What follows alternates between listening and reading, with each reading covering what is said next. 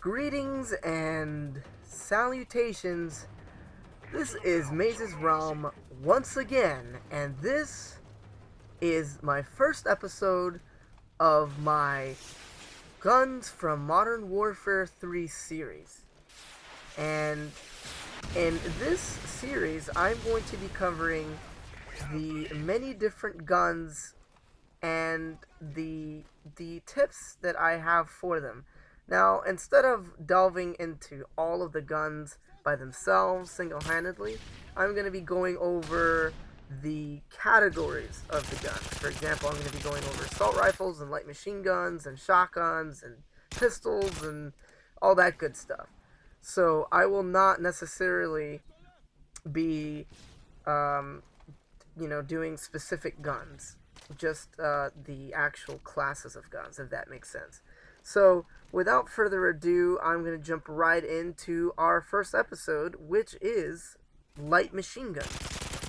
Now, light machine guns have been recently buffed so that they actually feel like light machine guns. They don't feel like a very, very slow assault rifle that sometimes was very weak. In many cases, there were some light machine guns that were just very ineffective before the patch. Now, luckily, they did patch them, and I personally have taken a liking to the G36C variant of the light machine guns, and that is the MG36. Now, the MG36 is by far my favorite light machine gun. Not to say it is the best light machine gun, because it is absolutely not the best light machine gun, but it is my favorite. And the reason why it is my favorite is because of the fact that the mobility seems to be the highest for this light machine gun without having to use the speed proficiency.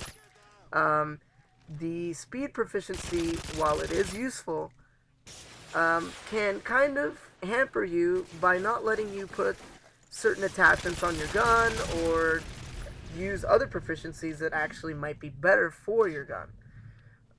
My current setup is the MG36 with a suppressor and a grip, and obviously that takes up the 2 attachment proficiency. Now for my perks, I'm using Scavenger Pro, Assassin Pro, and Sitrep Pro. Now, I know it sounds like a very strange combo to use with a light machine gun because of the mobility being very slow. Most people will throw on Stalker and Quick Draw for their perks. However, for me, I decided to actually use a light machine gun for a stealthier role, and it actually works very well for me, for my playstyle. Now, for light machine guns as a whole, your playstyle has to be very, very different than your normal class setups.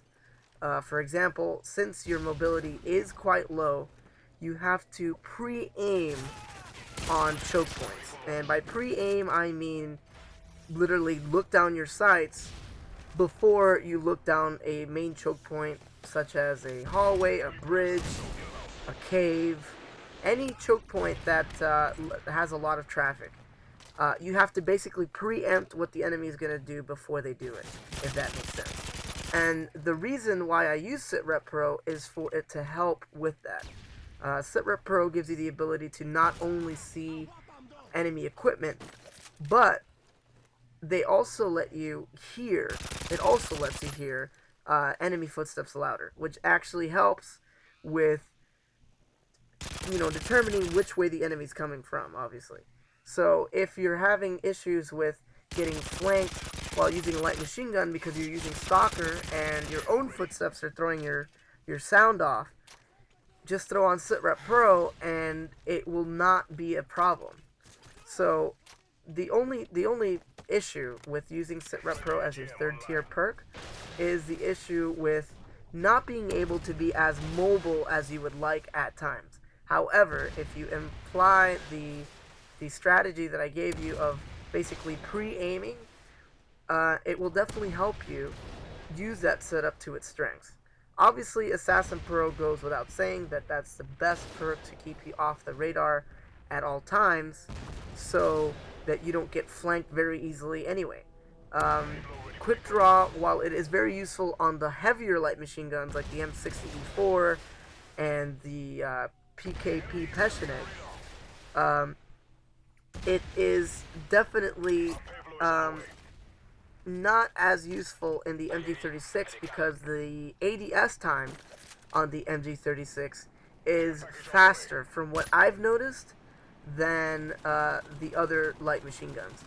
On top of that, you don't necessarily need sleight of hand with the MG36 because of its fairly quick reload in comparison to the other light machine guns. The M60 takes forever to reload. I'm sure you guys have noticed that. The Peshenek takes a long time. All the belt-fed light machine guns, which also include the MK46, all of those take a lot longer to reload. So your tendency to use quick loading perks and mobility proficiencies make more sense to those particular light machine guns. But for my personal favorite, the MG36, those aren't necessarily necessary if you use the gun as I'm using it in this particular gameplay. As you see here, I am holding down choke points of maps. I am not camping in a corner, which is a tendency for a lot of people who use light machine guns because of the mobility issue that they have. And because of that, it is good to always stay mobile cautiously. And by staying mobile cautiously, I mean do not camp in a corner where the enemy knows you have been for the past 5 kills. My advice is that you get, 3 or 4 kills, and when things start to get hot, if they start charging you, once you get kills, make sure you check your back and advance. Don't stay in the same area for a very long period of time because you'll end up getting killed.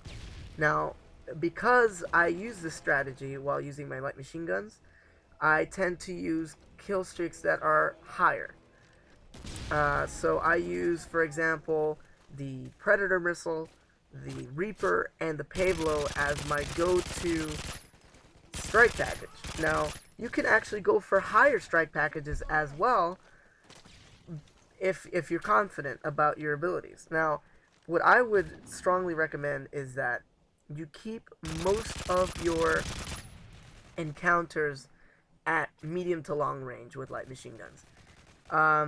They are okay at close quarters, some of them. The ones that have a higher rate of fire are okay for close quarters, but the mobility issue keeps you at a very big disadvantage when you're going against people who have submachine guns, for example. So try to keep it at a long to medium range because of the damage drop-off on the light machine guns. The damage drop-off is very, very, very long in comparison to assault rifles and in comparison to submachine guns, of course. And the reason for that is because of their large magazine size, obviously, and their damage. And the reason why they are very consistent is because of the damage drop-off that they have. So if you conquer the maps at medium to long range, you will find yourself having really, really high kill-death ratios with light machine guns. Now, what I would strongly suggest as well is to not rush the enemy with a light machine gun. Play a more passive role. And the more passive you are, the more you'll see that the enemy starts getting antsy and starts coming towards you. And that will spell their demise, because it only takes, 3 to 5 shots at long range with most light machine guns to kill. And they usually have a high rate of fire. So that helps a lot with that. For attachments, it is completely up to you guys. There are tons of attachments that are different depending on what light machine gun you use. For me, I happen to like suppressors because it keeps you off the radar when you're firing. And since there's a lot of firing going on, then it is good to have a suppressor on light machine guns. But not all of them are good with suppressors, so that's a lot to keep in mind.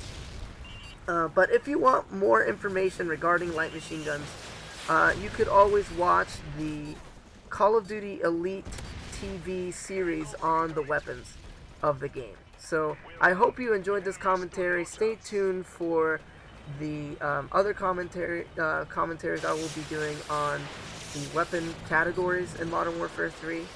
And until next time, this has been Mazez's Realm. I am out.